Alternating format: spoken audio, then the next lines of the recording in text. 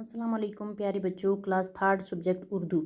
تو اردو کا ہم پڑھ رہے ہیں، سبق کا نام ہے ہماری غذا۔ ہماری غذا ہم نے یہاں تک پڑھا ہے۔ آج ہم پڑھیں گے یہاں سے کھانے پینے کی عادتیں مختلف جگہوں پر مختلف ہوتی ہیں۔ مختلف جگہوں پر مختلف عادتیں ہوتی ہیں، کس کی؟ کھانے پینے کی۔ جہاں جو چیز زیادہ دستیاب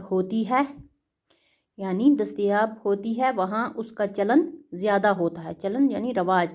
اسے غذا کے طور پر کھانا ایک طرح کی مجبوری ہے، پھر یہی مجبوری عادت بن جاتی ہے اور یہی عادت پسند بن جاتی ہے۔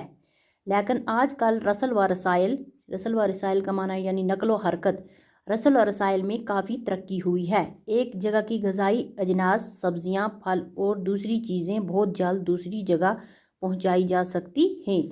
اسی لیے لوگوں کی پسندیں بدل گئی ہیں۔ دنیا بھر کی چیزیں بازار میں دستیاب ہیں۔ جیب میں پیسہ ہو تو جس چیز کا من کرے وہ کھا سکتے ہیں۔ تاہم غذا من پسند ہونے سے زیادہ متوازن ہونی چاہیے۔ متوازن کا مطلب ہے یعنی مناسب۔ یعنی غذا ہماری ضرورت ہے، نہ کہ تفریح کا سامان۔ یعنی غذا کیا ہے؟ ہماری ایک ضرورت ہے۔ تفریح کا معنی ہے دل بھلائی کا کوئی سامان نہیں ہے۔ اس سے ہمیں توانائی ملتی ہے یعنی طاقت ملتی ہے۔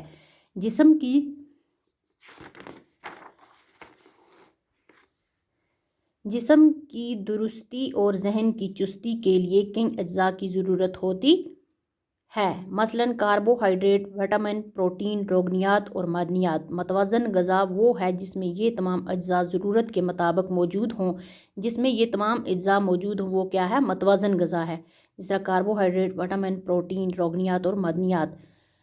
لیکن ان اجزاء کی مقدار کسی چیز میں کم ہوتی ہے اور کسی میں زیادہ۔ ہم روزانہ ایک ہی چیز نہیں کھاتے، اس طرح جسم کو ایک ہی جز حاصل ہو سکتا ہے۔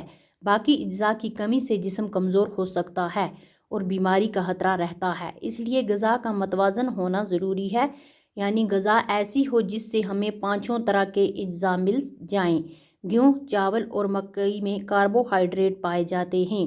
دودھ، انڈے، مچھلی، گوشت، مونگ پھلی، اخروٹ، بادام اور دالوں سے ہمیں پروٹین ملتے ہیں۔ تو بچوں آج ہم اتنا ہی پڑھیں گے۔ اوکے، خدا حافظ۔